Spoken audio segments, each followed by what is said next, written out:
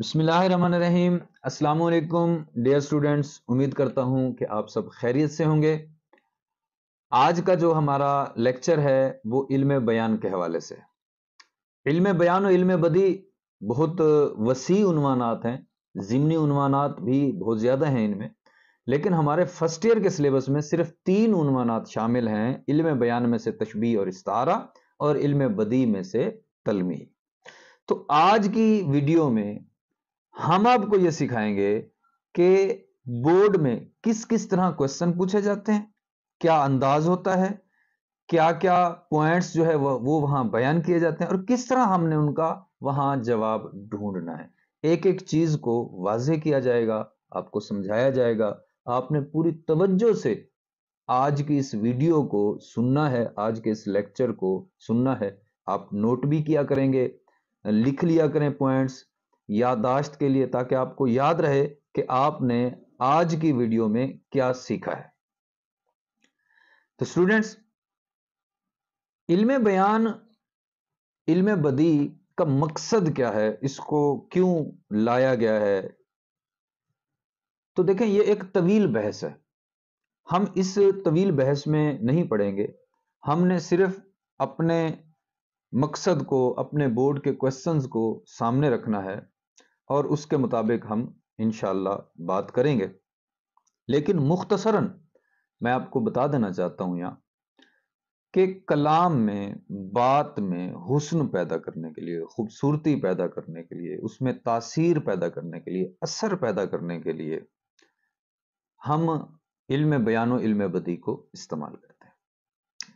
سادہ لفظوں میں اگر میں آپ کو سمجھاؤں تو یوں ہے کہ جیسے ایک سادہ کھانا بنا ہوا ہے جس میں جو بنیادی چیزیں ہیں وہ استعمال کی گئی ہیں، اور ایک کھانا ایسا بنایا گیا ہے کہ اس میں بنیادی چیزوں کے ساتھ کچھ جو ہے وہ ذائقے کو بہتر بنانے والے جو اجزاء ہوتے ہیں ان کو بھی شامل کیا گیا، تو دونوں کھانے جو ہوں گے ان کے ذائقے میں فرق ہوگا۔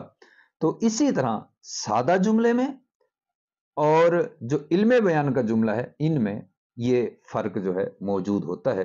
تو بہرحال آج ہم یہ سیکھیں گے۔ تو سب سے پہلے ہم اپنے پہلے ٹاپک کی طرف، پہلے عنوان کی طرف بڑھتے ہیں جو کہ تشبیہ ہے۔ ڈیئر اسٹوڈنٹس، تشبیہ کی مختصر ڈیفینیشن یہاں آپ کو سکرین پر نظر آ رہی ہے کہ مشترک وصف کی بنا پر ایک شے کو، ایک چیز کو دوسری شے یا دوسری چیز کے مانند قرار دینا، اس جیسا کہنا، اس کو ہم تشبیہ کہتے ہیں۔ اب اسی جملے پر آپ تھوڑا سا غور کریں۔ مشترک وصف یعنی کہ کوئی خوبی ہے۔ اب خوبی مشترک ہے تو مشترک وہ چیز ہوتی ہے جو ایک سے زیادہ چیزوں میں پائی جائے۔ تو یہاں 2 چیزیں بیان کی گئی ہیں، پہلی شے، دوسری شے۔ پہلی شے کو ہم مشبہ کہتے ہیں، دوسری شے کو مشبہ بہ ہی کہتے ہیں۔ ابھی نیکسٹ پیج پہ ہم چلیں گے تو وہاں ارکان تشبیہ کو بیان کیا گیا ہے۔ تو اب مشبہ اور مشبہ بہ ہی، یہ 2 چیزیں ہیں، ان کے درمیان کچھ کامن ہے، ان کے درمیان میں کچھ مشترک ہے، خوبی، وصف۔ تو اس کو جب ہم بیان کرتے ہیں، اس کے حوالے سے جب ہم بات کرتے ہیں تو یہ چیز تشبیہ بن جاتی ہے۔ اس سے آگے نیچے والی لائن میں دیکھیں کہ تشبیہ جو ہے اس کی بنیاد حقیقت پر ہوتی ہے، اور تشبیہ میں لفظ حقیقی معنوں میں استعمال ہوتا ہے۔ میں نے جہاں ہائی لائٹ کر دیا ہے، ریڈ انک کو یوز کیا ہے، یہ ایم سی کیوز پوچھے گئے ہیں مختلف بورڈز میں، تو آپ ان چیزوں پر غور کرتے جائیں گے تاکہ اگر اس طرح کا کوئی کوسچن آ جائے تو وہ آپ کو پتہ ہونا چاہیے، آپ اس کو بیان کر سکیں۔ اس سے نیچے چلتے ہیں، ہمیں یہ بتایا گیا ہے کہ اس کی زبان کون سی ہے، عربی۔ تو تشبیہ کس زبان کا لفظ ہے؟ عربی زبان کا لفظ ہے۔ یہ جتنے بھی ہیں، یہ آج کی اس ویڈیو میں آپ یہ بات توجہ سے سن لیں، ہم تشبیہ پڑھیں گے، ہم استعارہ پڑھیں گے، ہم تلمیح پڑھیں گے، یا ہم شعری اصطلاحات کی طرف جائیں گے، مطلع، مقطع، قافیہ، ردیف، یہ جتنے بھی الفاظ ہیں یہ سارے کے سارے عربی زبان کے ہیں۔ اس بات کو تو آپ نے اپنے ذہن میں بٹھا لینا ہے۔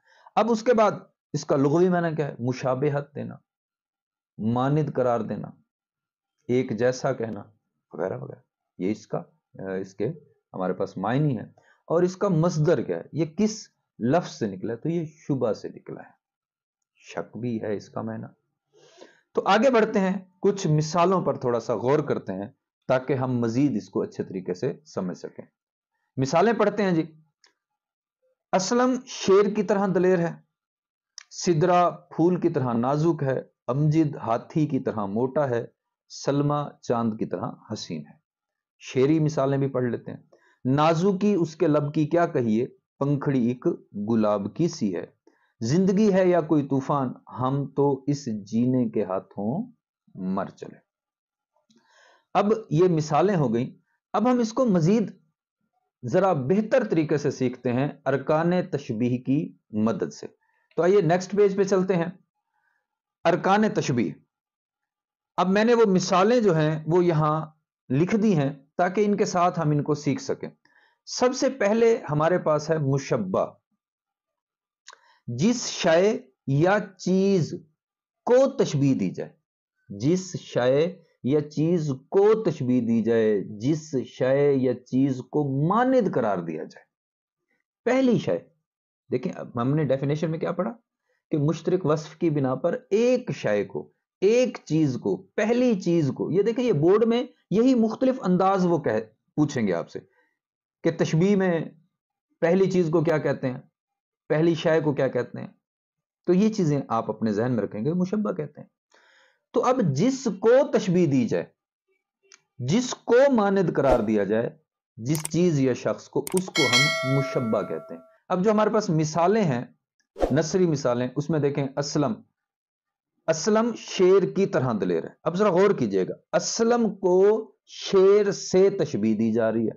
پھر سدرا پھول کی طرح نازک ہے, سدرا کو پھول سے تشبیہ دی جا رہی ہے. امجد ہاتھی کی طرح موٹا ہے, تو امجد کو ہاتھی سے تشبیہ دی جا رہی ہے. اور سلمہ چاند کی طرح حسین ہے, تو سلمہ کو چاند سے تشبیہ دی جا رہی ہے. یہ نثری مثالیں ہیں. آگے نازکی اس کے لب کی کیا کہی ہے, پنکھڑی کی گلاب کی سی ہے. اب جو لبوں کی نزاکت ہے اس کو گلاب کی پنکھڑی سے تشبیہ دی جا رہی ہے. اسی طرح زندگی ہے یا کوئی طوفان, تو زندگی کو طوفان سے تشبیہ دی جا رہی ہے. اب دیکھیں, ایک چیز ایسی ہے جس کو تشبیہ دی جا رہی ہے, اور ایک چیز ایسی ہے جس سے تشبیہ دی جا رہی ہے. تو اب یہ غور کریں ذرا, جس کو تشبیہ دے رہے ہیں جس شے کو, اس کو مشبہ کہیں گے, اور جس سے تشبیہ دے رہے ہیں اس کو مشبہ بے ہی کہیں گے. جس کو تشبیہ دے رہے ہیں مشبہ, جس سے تشبیہ دے رہے ہیں مشبہ بے ہی. تو پہلی چیز مشبہ, دوسری چیز مشبہ بے ہی. تو یہ چیزیں آپ نے اپنے ذہن میں رکھنی ہے. اب ہماری ان مثالوں میں مشبہ اور مشبہ بے ہی آپ نکال سکتے ہیں. اب کوئی بھی جملہ آ جائے, کہیں سے بھی آ جائے, تو آپ مشبہ اور مشبہ بے ہی بیان کر سکتے ہیں. امید کرتا ہوں یہ پوائنٹ آپ کو سمجھ آ گیا ہوگا. اب نیچے دیکھیں, لکھا ہوا ہے کہ مشبہ اور مشبہ بے ہی کو طرفین تشبیہ کہتے ہیں. دونوں کو, مشبہ اور مشبہ بے ہی کو کیا کہتے ہیں, طرفین تشبیہ کہتے ہیں. اب آپ سے پوچھا جا سکتا ہے طرفین تشبیہ کتنے ہیں؟ دو. طرفین تشبیہ کتنے ہیں؟ دو. طرفین تشبیہ کی تعداد کتنی ہے؟ دو. طرفین تشبیہ کون کون سے ہیں؟ مشبہ اور مشبہ بے ہی. تو اس طرح گھما پھرا کے آپ سے کوسچن کیے جا سکتے ہیں. اس لیے یہ ویڈیو توجہ سے سننی ہے, آپ نے پورے غور سے سننی ہے. میں انشاءاللہ ایک ایک معروضی جو ہے وہ ساتھ کے ساتھ آپ کو بتاتا جاؤں گا. تو آگے چلتے ہیں. مشبہ بھی ہو گیا, مشبہ بے ہی بھی. یعنی ہم نے جب یہ پڑھا اسلم شیر کی طرح دلیر, اب مشبہ اسلم, مشبہ بے ہی شیر. اب آگے دیکھیں جو حرف آ رہا ہے وہ ہے کی طرح. تو اب اس کو کیا کہتے ہیں؟ حروف تشبیہ یا ادات تشبیہ. دو نام ہیں, حروف تشبیہ, ادات تشبیہ. ایسے حروف جو تشبیہ دینے کے لیے استعمال ہوں, جن کی مدد سے ہم تشبیہ دیتے ہیں, اس کو ہم حروف تشبیہ کہتے ہیں. کی طرح, مانند, مثل, یا, جیسا, جیسی, جیسے, سا, سی, سے, وغیرہ وغیرہ, یہ سارے حروف تشبیہ ہیں. اب یہ ہمیں پتہ چل گیا. نثری مثالوں میں میں نے صرف کی طرح لکھا ہے, آگے دیکھیں تو کی سی، پہلا جو شعر ہے اس میں کی سی ہے، اس کے بعد جو دوسرا شعر ہے اس میں یا، یہ حرف تشبیہ ہے۔ تو اب حرف تشبیہ کا دوسرا نام بھی آپ نے یاد رکھنا ہے، حروف تشبیہ ماند، مثل، گویا وغیرہ وغیرہ، ان کو بھی پڑھ لینا ہے۔ تو یہ ہمارے حروف تشبیہ ہیں۔ نیکسٹ چلتے ہیں، یہ 3 ہمارے ارکان تشبیہ ہو چکے ہیں، اب ہم آگے چلتے ہیں جی۔ چوتھا ہمارا جو تشبیہ کا رکن ہے وہ ہے وجہ شبہ۔ اب وجہ شبہ کیا ہے؟ اب ہم اس کو جملے میں سے نکالتے ہیں۔ پہلا مشبہ اسلم، شعر مشبہ بہی کی طرح حرف تشبیہ۔ اب جو دلیر لفظ آیا ہے پہلی مثال میں، دوسری میں نازک ہے، تیسری میں موٹا ہے، چوتھی میں حسن ہے، اسی طرح شعری مثالوں میں بھی نازکی کا لفظ استعمال ہوا ہے، اور اس کے بعد جو ہے وہ آگے بھی جو ہے وہ مر جانا، تباہی، بربادی وغیرہ کے حوالے سے بیان ہوا ہے۔ تو ان چیزوں کو وجہ شبہ کہتے ہیں، یعنی ایسی چیزیں جن کی وجہ سے ہم تشبیہ دے رہے ہیں، وہ مشترک وصف جو مشبہ اور مشبہ بہی میں پایا جاتا ہے، کامن ہوتا ہے، اس کو ہم مشبہ بہی اس کو ہم وجہ شبہ یا وجہ تشبیہ کہتے ہیں۔ اب دیکھیں، غور کریں ذرا، ہمارے پاس پہلی جو مثال ہے اس میں دلیر وجہ شبہ ہے، یعنی دلیری، تو آگے نزاکت ہے، نازکی بھی آ سکتا ہے، تو اس کے بعد موٹاپا، موٹا، اور حسن، حسین وغیرہ وغیرہ، یہ ہمارے وجہ شبہ ہے۔ اب ہم اس سے آگے بڑھتے ہیں کہ غرض تشبیہ۔ اب غرض تشبیہ کیا ہے؟ یہ غرض تشبیہ جملے میں نہیں ہے، یعنی جو وجہ شبہ ہے وہی اصل میں غرض تشبیہ ہے، لیکن اس کو ہم یوں بیان کریں گے کہ جو مشبہ ہے اس کے بیان کردہ وصف، اب مشبہ اسلم ہے، اسلم کا بیان کردہ وصف دلیری ہے، اس میں مبالغہ کرنا، اس کو بڑھا چڑھا کے بیان کرنا، یہ ہمارے پاس غرض تشبیہ ہے، تشبیہ کا مقصد ہے، اور یہ بیان کرنے والے کے پاس موجود ہے۔ تو جس مقصد کے لیے تشبیہ دی جائے، مشبہ کی صفت، حالت یا کیفیت کو مؤثر بنانا جو ہے، وہ ہمارے پاس غرض تشبیہ ہے۔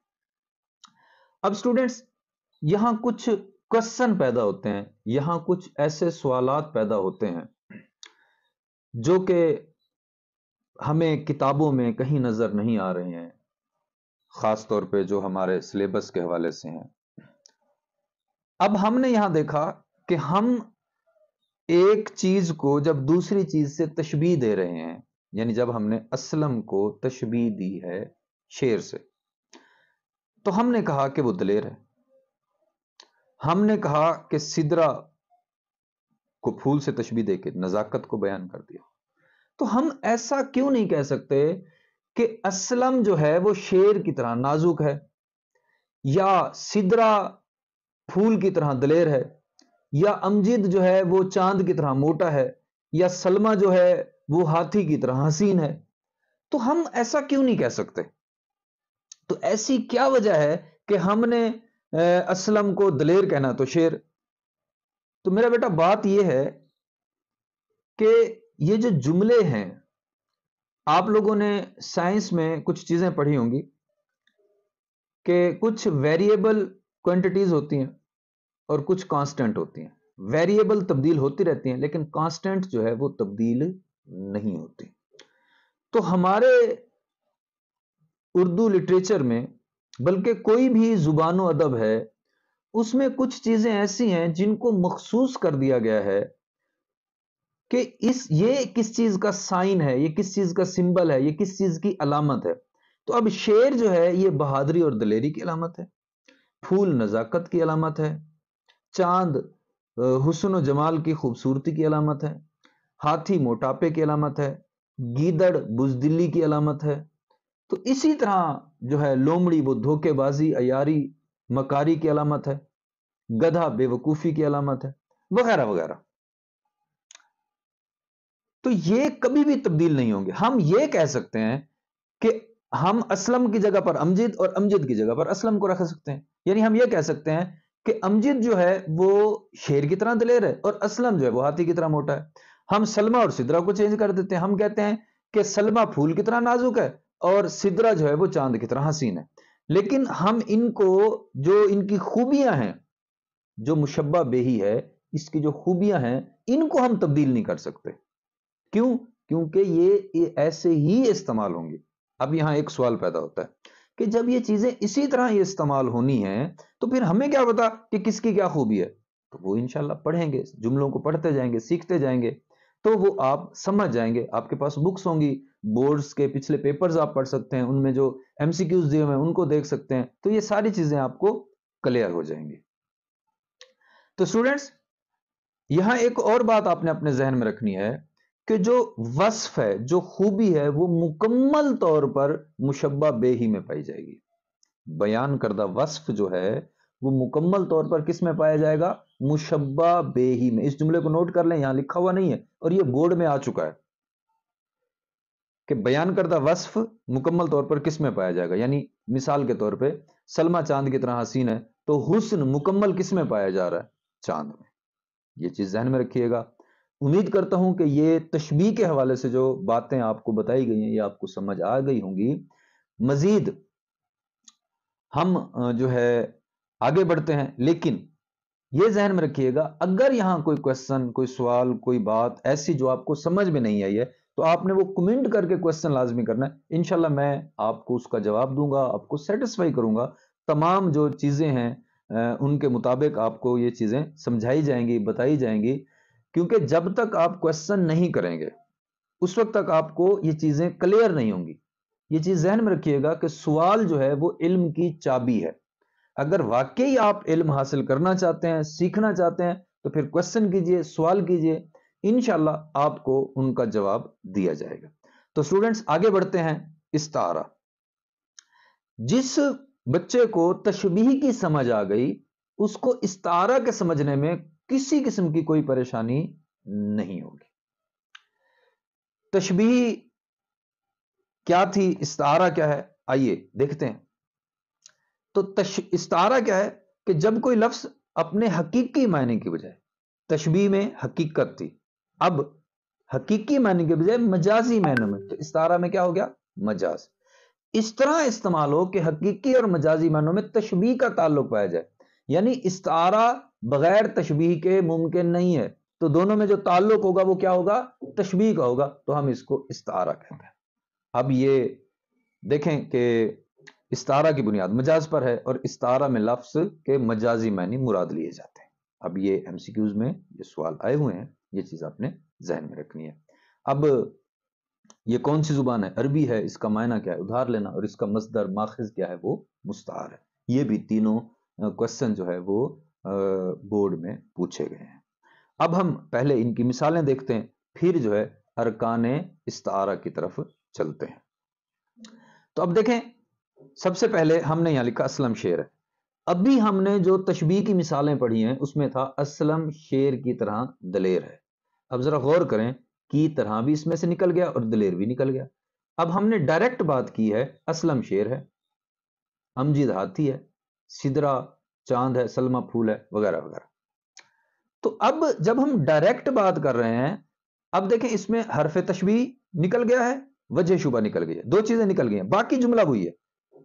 شیر کی مثالیں دیکھتے ہیں. پلکوں سے گر نہ جائیں یہ موتی سنبھال لو، دنیا کے پاس دیکھنے والی نظر کا، پھر میری خبر لینے وہ صیاد نہ آیا، شاید کہ میرا حال اسے یاد نہ آیا.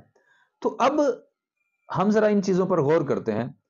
نیکسٹ پیج پہ چلتے ہیں، ارکان استعارہ پڑھتے ہیں اور مزید اس کو اچھے طریقے سے سمجھنے کی کوشش کرتے ہیں. ارکان استعارہ. ارکان استعارہ 3 ہیں. یہ آپ نے یاد رکھنی ہے، بات ذہن میں رکھنی ہے. ارکان تشبیہ 5 ہیں، ارکان استعارہ 3 ہیں. تو اب ارکان استعارہ جو ہیں ان کو ہم دیکھتے ہیں. مستعار لہو. جس چیز یا شخص کے لیے کوئی لفظ ادھار لیا جائے، مستعار لیا جائے، اس کو ہم استعارہ کہتے ہیں. یہ چیز آپ نے ذہن میں رکھنی ہے.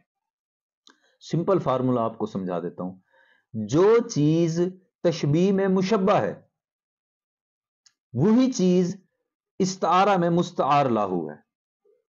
یعنی اسلم وہاں مشبہ تھا، یہاں مستعار لاہو ہے. इसी तरह बाकी चीजें। अब मुस्तार मिन्हु ये दूसरा रुकन है इस्तारा का।